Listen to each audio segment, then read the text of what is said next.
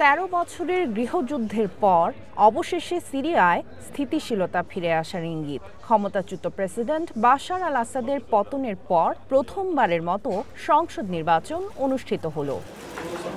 তবে দেশটির রাক্কা, হাসাকে এবং সুয়েদা প্রদেশে চলমান নিরাপত্তা সংকটের কারণে সেখানে নির্বাচন স্থগিত করা হয়েছে। ২১০ আসনের সংসদে ১/৩ সদস্য অর্থাৎ ৭০ জনকে সরাসরি মনোনয়ন দিয়েছেন অন্তর্বর্তী প্রেসিডেন্ট আহমেদ আল শারা। বাকি সদস্যদের নির্বাচন করেছে স্থানীয় কমিটি, অর্থাৎ তারাও পরোক্ষভাবে সরকারের পক্ষ থেকেই মনোনীত। কেননা প্রার্থিতা থেকে বাদ দেওয়া হয়েছে সাবেক শাসন ব্যবস্থার সমর্থক, সন্ত্রাসী সংগঠনের সদস্য কিংবা বিদেশি হস্তক্ষেপের পক্ষে অবস্থান নেওয়া ব্যক্তিদের। তবে উত্তর পূর্বাঞ্চলের কুর্দি নিয়ন্ত্রিত এলাকা ও দক্ষিণের সুয়েদা প্রদেশ, যেগুলো বর্তমানে সরকারের নিয়ন্ত্রণের বাইরে, সেখানে ভোট হয়নি। এই দুই অঞ্চলের ৩২টি আসন আপাতত খালি থাকবে।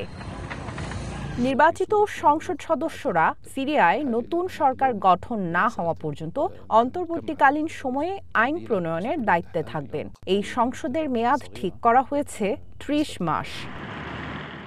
আহমেদ আল শারার সরাসরি মনোনয়নের ক্ষমতা নিয়ে উদ্বেগ প্রকাশ করেছে সিরীয় নাগরিক সমাজ। তবে গণতন্ত্রপন্থী অনেক সিরিয়ান এই প্রক্রিয়ায় হতাশ। সরকার পুরনো কর্তৃত্ববাদী মানসিকতা বজায় রেখেছে বলে মনে করছে বিরোধীরা। এদিকে পশ্চিমা বিশ্লেষক ও মানবাধিকার কর্মীরাও নির্বাচনের পদ্ধতি এবং অংশগ্রহণের সীমাবদ্ধতা নিয়ে প্রশ্ন তুলেছেন। বর্তমান প্রশাসনের দাবি, ১৩ বছরের গৃহযুদ্ধ ও ব্যাপক বাস্তুচ্যুতির কারণে সরাসরি ভোটের মাধ্যমে নির্বাচন এখন সম্ভব নয়। নির্বাচনের পদ্ধতিকেও যৌক্তিক বলেই মনে করছেন প্রেসিডেন্ট আহমেদ আল শারা। গত বছরের ডিসেম্বরে আহমেদ আল শারা বাহিনীর হাতে ক্ষমতাচ্যুত হন সাবেক প্রেসিডেন্ট বাশার আল আসাদ। এরপর থেকেই সিরিয়া জুড়ে ছড়িয়ে পড়ে সহিংসতা ও রাজনৈতিক উত্তেজনা। নানা বিতর্কের পরও এই সংসদ নির্বাচনকে শান্তি ও স্থিতিশীলতার পক্ষে ইতিবাচক অগ্রগতি হিসেবে দেখছেন বিশ্লেষকরা।